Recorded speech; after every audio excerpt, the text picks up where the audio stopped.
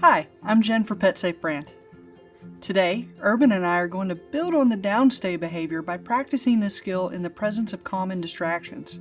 Before starting this lesson, your dog should be able to consistently perform the downstay repetitively in a quiet setting. If you're not yet confident in your dog's abilities with downstay, remember, there's nothing wrong with going back to an earlier lesson to get some more practice.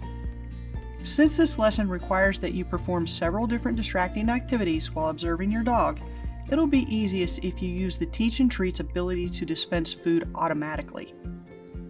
You'll set up the Teach and Treat in the same way you did for the downstay lesson, turning the volume up to an audible level, setting the interval switch to fixed, and turning the timing dial to 3 seconds. However, this time instead of Q, set the dispensing switch to single. Now, once you start with a downstay session with the remote, the Teach and Treat will automatically dispense a single reward every 3 seconds. The first distraction will simply be you walking by as your dog lies on his mat. Begin by having your dog lie down on his mat. Once he's lying down, press the downstay button on the remote to start the session. Now, walk leisurely back and forth in front of your dog. Since he'll be facing the Teach and Treat, that means the Teach and Treat will be between you. Repeat this session several times with the Teach and Treat automatically dispensing food every 3 seconds until your dog seems comfortable eating from the Teach and Treat despite the distraction. Just as with the original downstay session, you'll want to end the session with a few manually dispensed treats and target your dog off his mat each time. This way, he continues to get practice with these behaviors too. Now, slowly ramp up the distraction by walking a bit more unpredictably, further away, and around to the sides or behind your dog over the course of several sessions. As you gradually introduce new movements, watch to see that your dog continues to eat readily despite what you're doing. If he appears distracted or nervous, or if he tries to get up, simply stop the session, bring him back to his mat, and start again, this time ramping up the action more slowly. One good way to ease into new distractions is to time new movements with your dog's eating early on.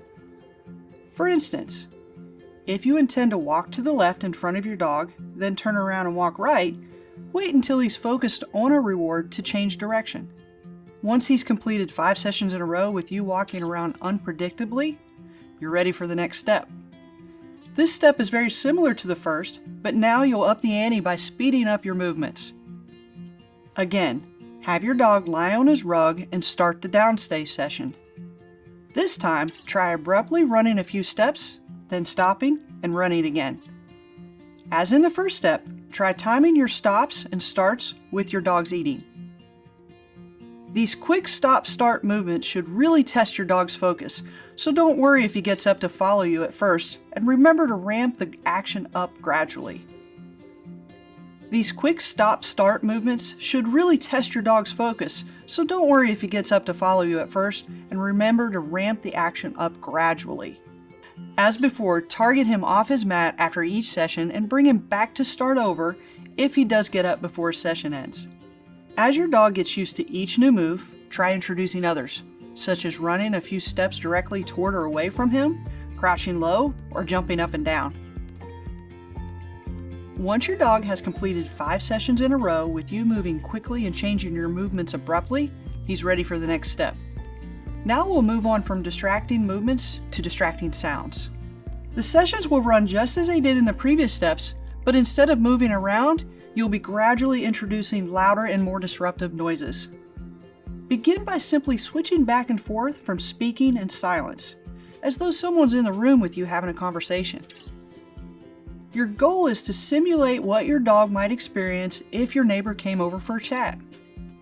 It's important here not to use your dog's name or try to get his attention by speaking to him, as this could be confusing and slow down his training progress. As before, gradually ramp up the distractions. With each successive session, slowly increase the volume of your voice and introduce unusual sounds like yelling, laughing, or singing to keep your dog on his toes. Once your dog has completed 5 sessions in a row with you loudly talking or shouting unpredictably, you're ready to move on to the next step, a truly infamous dog distraction. Without training, few dogs can resist getting worked up when they hear a knock at the door. For the remaining steps in this lesson, move the teach and treat and your dog's mat near the door so your dog can hear quiet knocking. Again, have your dog lie on his mat and start the session with the remote. For the first few sessions, just tap gently on the door each time your dog eats his reward, right as he gets it. Be careful at first not to knock between the rewards, as we'll gradually work up to that. It's very common for dogs to bark when they hear a knock at the door. If your dog barks, stop the session and start over with quieter knocks. Again, be extra careful to only knock while your dog is eating. Once your dog has successfully completed several sessions this way, go through several more with gradually louder knocking, still timing your knocks with his rewards.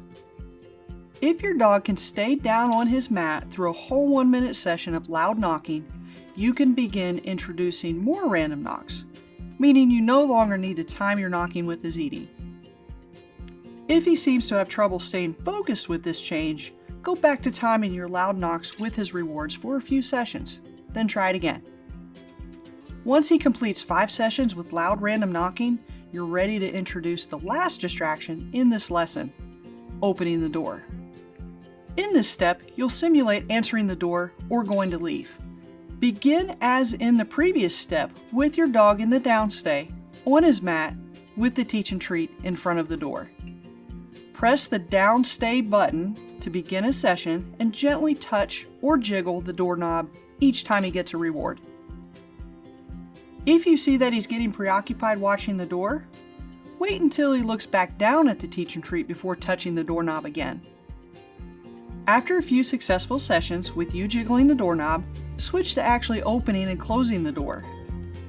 A good approach at this stage is to open the door slightly as your dog eats one reward, then closing it back as he eats the next one, then repeating this pattern through the end of the session. If he's doing well with this approach, increase the distraction over the next few sessions by opening the door a bit wider with each session.